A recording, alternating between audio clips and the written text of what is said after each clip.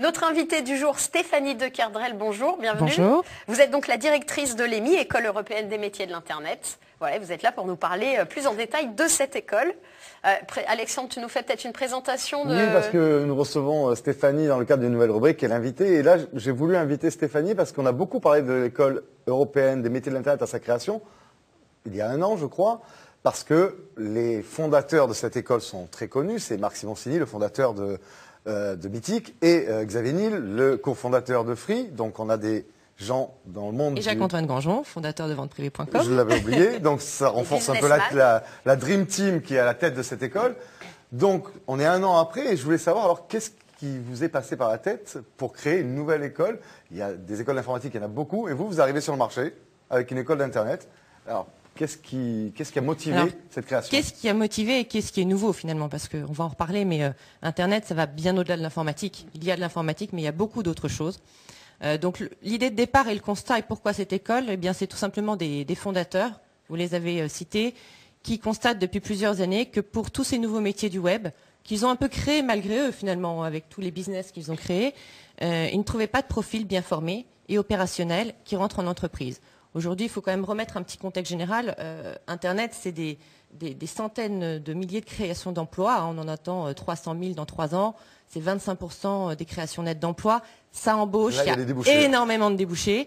Et voilà. Mais en revanche, une école se justifier. Une école se justifier pour être vraiment avec des profils qui vont être sur mesure. Aujourd'hui, l'EMI, c'est un petit peu une école qui, sous un grand chapeau, a voulu réunir tous ces métiers qui peuvent toucher au marketing, à la communication web, au web design, au développement informatique. Donc on a des formations très techniques, mais également managériales. Voilà, avec une empreinte plus ou moins e-business, e-commerce ou technique. Et c'est vraiment ce qu'on a voulu réunir dans cette école. Et quel avenir promettez-vous à vos étudiants? C'est quoi la ligne directrice? La ligne directrice, il y en a 2. C'est de se former donc en 3 ans spécifiquement au métier du web, avec une spécialisation dès la 2e année sur un pôle, comme je l'ai dit, plus technique ou plus e-commerce pour faire simple, mais en étant très transverse dans le web. Parce qu'il faut quand même bien comprendre qu'aujourd'hui, les professionnels recherchent des gens de plus en plus polyvalents.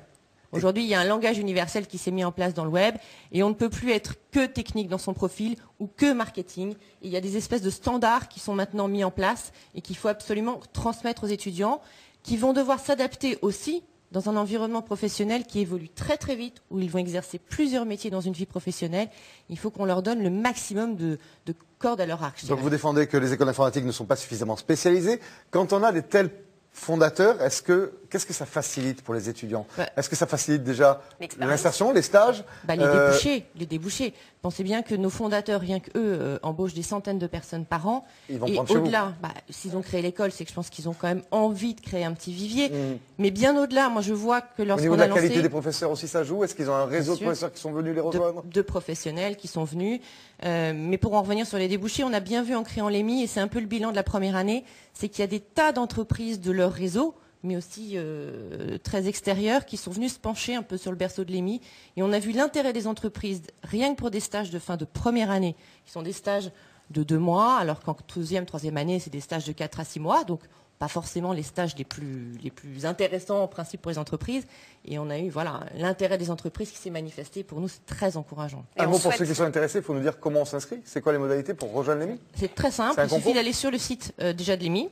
EMI.com, il y a une rubrique pour faire une demande d'inscription et ensuite on passe des tests d'admission, un entretien, voilà. À quel moment de l'année? À partir de novembre. Est-ce qu'il y a un âge limite ou pas? Alors ça c'est intéressant parce que la moyenne d'âge c'est entre 18 et 20 ans. Je dirais qu'on a la moitié des étudiants qui vient après le baccalauréat, post-bac, et des étudiants qui ont déjà 1 an ou 2 d'études d'une licence de gestion. On ne peut pas se reconvertir par exemple Alors, après 1 an ou 2 d'études, on peut se réorienter, sachant qu'on est un cursus plutôt post-bac.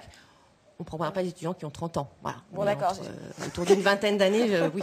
Merci beaucoup Stéphanie. En tout cas, on souhaite une longue vie à cette nouvelle école qui est donc sur le marché des écoles.